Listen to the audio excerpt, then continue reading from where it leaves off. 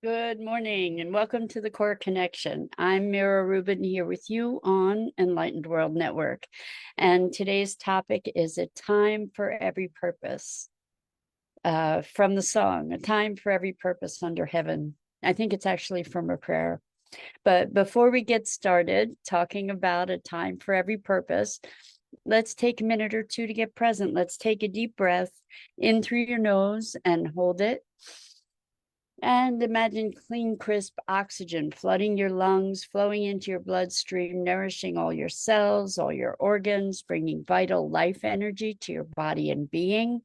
And as you exhale any tension, stress, negativity, fatigue. And now let's take another deep breath in through your nose and hold it. This time, imagine brilliant, bright light lighting you up from the inside out, illuminating, electrifying, and energizing all your cells, all your molecules, your electrons, creating a brilliant beam of light and energy from your heart out into the world. And as you exhale any remaining tension, stress, negativity, fatigue. And now let's press our palms together. Vigorously rub your hands together to feel the friction, the temperature, the pressure, the motion, the tickling and tingling when you stop. And allow all those sensations to bring you present right here, right now, into this remarkable physical form that enables you to experience life. Welcome, welcome, welcome. Good morning, good morning, good morning, Rosalind. So good to start the day with you. Welcome. And welcome to everyone else who's joining us. And we're talking about a time for every purpose. There was, I think it was a Peter, Paul, and Mary song. For every thing, there is a season and a time for every purpose under heaven. And the thought of that line came up in inquiring of myself, what is it that at some time I get a surge of motivation, inspiration, determination, whatever it is, to pursue something that at other times I couldn't get myself to do on under any circumstances. So for example, this is coming up because I'm looking at the fact that I've started, and I don't know how long it'll last, so I don't want to put a jinx on it or anything, but I've started exercising, walking an hour in the morning, bicycle riding, actually exercising, which has not been something that is a mainstay of my lifestyle. I would like it to be otherwise, but that's in the past anyway. It wasn't a part of my routine. I had to force myself, and I didn't really. I'd go through periods where I'd exercise and then just stop. And so I wonder what it is that when we have this motivation to actually do something, that what is it that makes that happen? Now, it doesn't hurt that the weather's much better now, but I don't think that that's all of it. And I wonder if you experience the same thing with these cycles where you might get super engaged in something and obsessed with it, maybe not obsessed, but really engaged or obsessed, and you are really avidly pursuing something, and then that passes. And I see this for myself in my life as a pattern over my life. And actually, it's interesting. I recently heard somebody talking about ADD, and that's kind of one of the patterns of ADD is a super intensive interest in something, and then that's it, next. And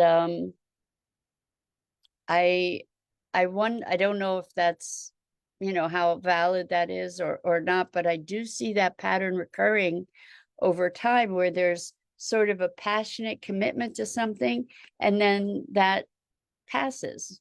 And it's like there's a time for every purpose, where that time comes and that time goes. It's like the changing of the seasons. I wonder if you experience something like that as well, where just because I would say I really want to do this doesn't mean that I would have the wherewithal within me to align and be consistent and diligent in pursuing that, whatever it was. And then there are other times when it just happens. So, like with this exercise thing, and I really am curious if you experience something similar. I didn't say I'm going to start exercising. I just woke up one morning and I said, I'm going to go for a walk. And I went for a walk and for an hour. And and that started it. It wasn't making a declaration that I was going to do this. And I don't know that I have still made a declaration. I'm still just getting up each day and seeing what happens. And so I still seem to have the passion for this at the moment. So I'm just curious, as we look at these things, what is it that sets us up to win, that sets us up to be able to follow through or to be engaged with something on a consistent basis? It's just very interesting to me. Like, where does the motivation come? How can we create motivation? So Rosalind says, maybe the intelligence of body craving something like certain foods to eat. I could have a craving for eggplant when it's not in my normal cooking dishes. I think that there is an intelligence of the body, Rosalind, for sure. And that we do tend to crave different things. And maybe that's our spirit too, is craving different things. Maybe, like in this case, my body is saying, okay, I'm ready. I don't know. I mean, I love the idea of getting strong. I have gone through periods of my life where I was really diligent for months at a time doing exercise, going to the gym or walking or lifting, but that hasn't been for a long time. And then I woke up one day and now it's time again. And so it's just so interesting.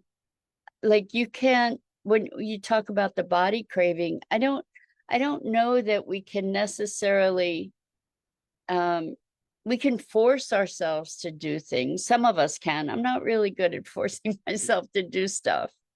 But it's like when there's a will for something that emerges. I'm wondering, what is it that creates that?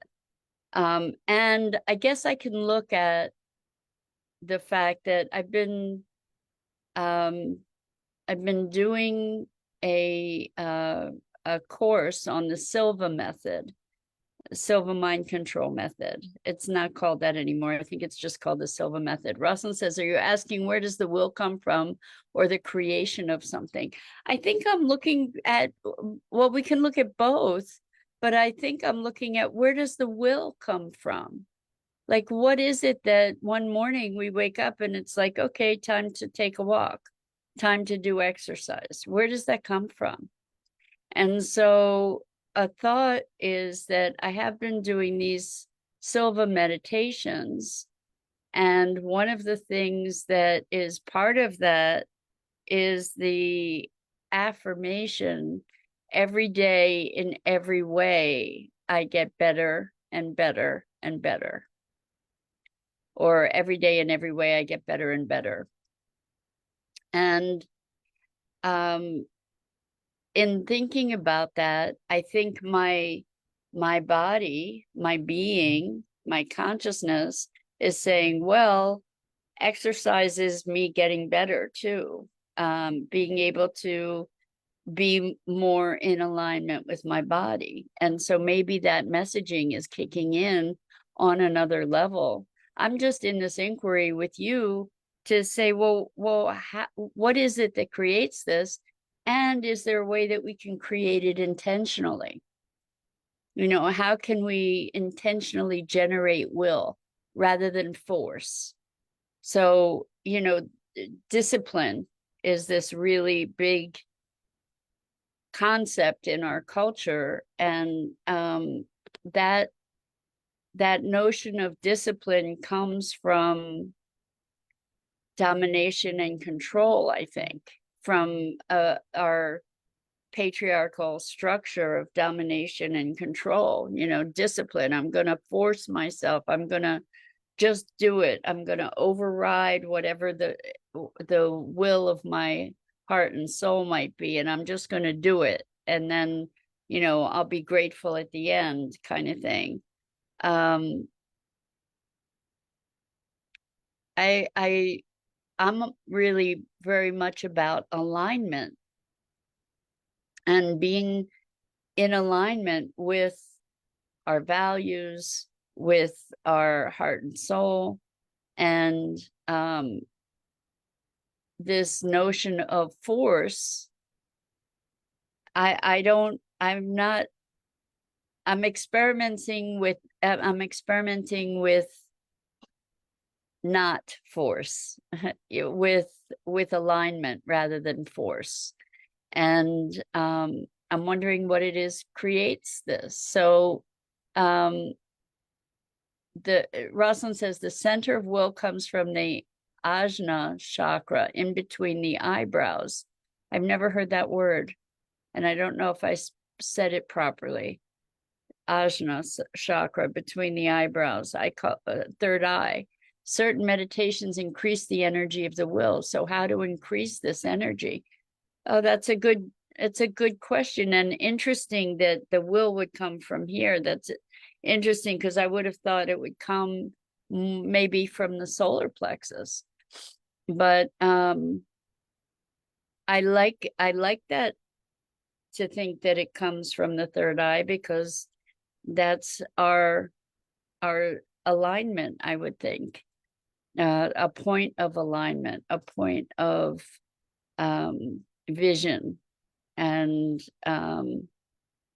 greater sight beyond the eyes. Really interesting. So I'm very engaged in the notion of our other than conscious intelligence. This is really what we play with in the core connection work. What we're activating is the other than conscious intelligence.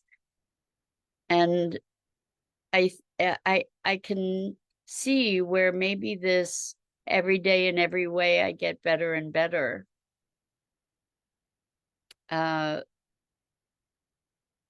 works on a bunch of different levels, and where it could, for my being, translate into, well, I want physical wellness, I want physical health, I want physical strength. And these are things that I value for myself. It's just that I had no motivation for forever, and now it's showing up, which is pretty awesome. There were a couple other exercises with quantum jumping. This is something also I've been playing with or learning. A guy named Bert Goldman, who was a Silva master, also developed this thing called quantum jumping, where you jump into the infinite possibilities, or the infinite manifestations of yourself that may have traveled a different path. If, according to physics, everything that could be already is. So there are multitudes of ourselves that expressed in multitudes of ways with multitudes of talents, and that we can actually jump into that expression, which is holding a frequency of whatever those experiences are. So it's being able to resonate with whatever that frequency is and bring it back, so that it gives you that skill, that sensibility, that energy. And so one of the exercises in that was a healthy body, and jumping into another version of yourself that has all the fitness, that has all the health, that has all the whatever, that has the creative talent, that has the endurance, or any number of things, anything that you could imagine, that there's a version of yourself that is that. And so there was that exercise, but it was a while ago, so maybe I'm just slow learner. It took a while to kick in. I don't know, but I'm just curious, looking at what is the origin of this will and inspiration. Like I've seen myself go through phases where I did certain creative work. So I went through a period when I did encaustic painting, and I'd love to get back to that. I don't have the motivation at the moment, or jewelry work, or fiber work, or all these different things that just, they have their time, they have their season. Sometimes that season returns, sometimes it doesn't. And I like to look at patterns and see how those patterns emerge, and if there's an intervention that might support certain directions. Because I've had clients who have said, I want to get back to my artwork, I want to get back to exercising, I want to, and don't make the time to do that. And then there are other times when wild horses couldn't stop them. So have you experienced this? Is this something that you notice in your own life, where you're like full on interested, engaged, committed to something, and then that passes, and then it's the next thing? And do you have techniques or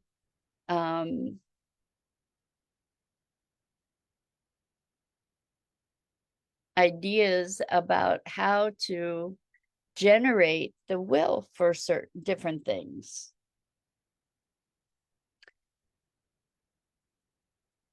The Silva method really is hypnosis for all intents and purposes. It's allowing yourself to get to another state of consciousness, guided, and in that state of consciousness, creating whatever desire it is. So it's working with our other than conscious intelligence. There's a richness there, that when we can communicate on that level with ourselves, that we can maybe generate this kind of alignment that we're talking about. Because when the stars are aligned, when we're aligned, that's when we can take action that isn't forced, that we're not going against ourselves, but we have our full resources available to be directing in a particular way. So yeah,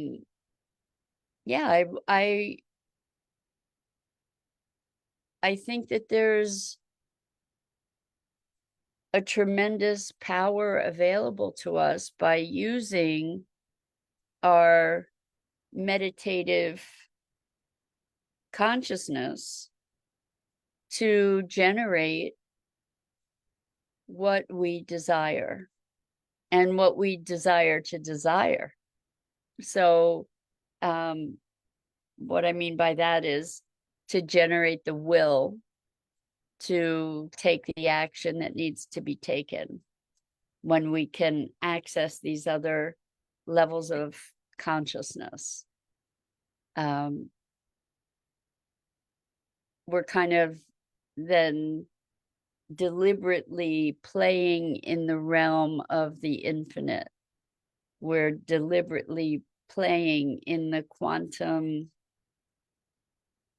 dimensions where all possibilities exist. And when we start thinking about all possibilities, it's sort of a muscle to exercise, actually, speaking of exercise, to allow ourselves to think beyond the patterns and the norms and the constraints that we just receive, to start saying, well, what if I could do anything? What would I like to do? What would I like to cultivate, without first mitigating it by saying, oh, I could never do that? So what if we had allowed ourselves to be in this state of the alpha state, sort of, it's a meditative state of presence and awareness, and asked ourselves questions in that state to say, what would my soul most enjoy in its expression? So Rosalind says, following a spiritual practice and changing the course. At the core, the soul is the unchanging, being a vessel to experience what is unfolding. Yes, yes, yes. So I'm very much about the unfolding and the soul. I agree, at least conceptually, we're in alignment about that, is that the soul is the essence. The soul is unchanging.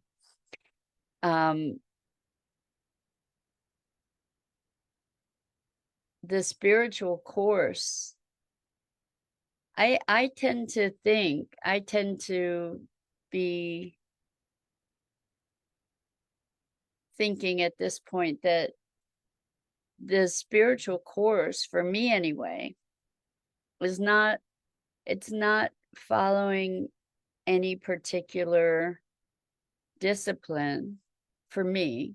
I mean, because I think disciplines assist us. Disciplines are different pathways to get us to this place of connection and alignment, hopefully. That's what I'm perceiving at the moment.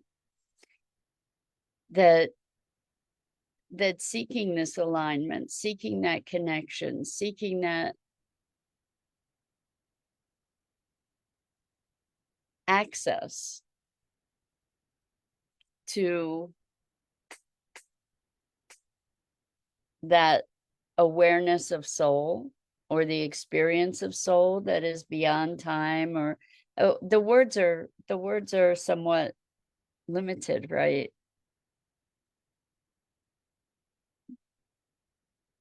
But what is it we are pursuing in a spiritual practice? What is it that we're seeking? I think that's a great question. I think that's a great thing for us to have another conversation about. What is it that we're seeking in our spiritual practice? And yeah, I think that might be a really good conversation for another time. We don't have much time to get into that right now. So anyway, what we're talking about is a time for every purpose, where we have these tides, we have these seasons within ourselves, and it's pretty interesting to witness them and to notice our own ebbs and flows. I think it's fascinating.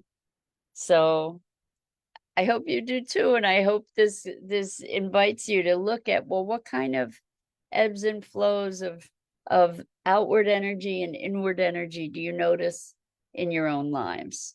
So that, Dido, so good to have you joining us. We'd love to hear from you. So thank you, and thank you to everybody else who's listening.